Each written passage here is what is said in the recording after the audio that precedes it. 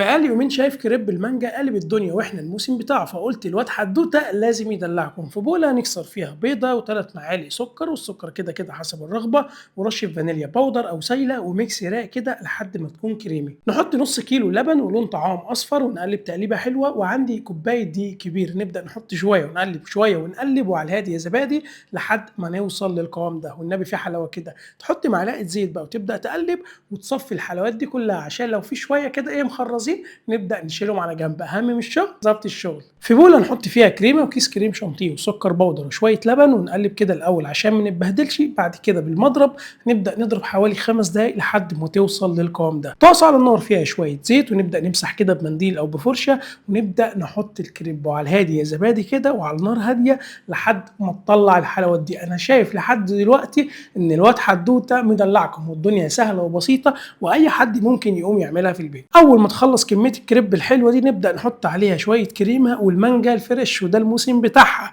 يعني مفيش احلى من كده دلع. نبدا نحط قطع مانجا كده مخليه ونقفل تقفيله حلوه وحطها في طبق التقديم. وانت على فكره ممكن تاكلها على كده. انا الصراحه حطيت عليها شويه صوص كراميل كده وطلعت معاها حدوته. اعمل سيف للحلقه دي عشان الفتره اللي جايه في دلع. سلام.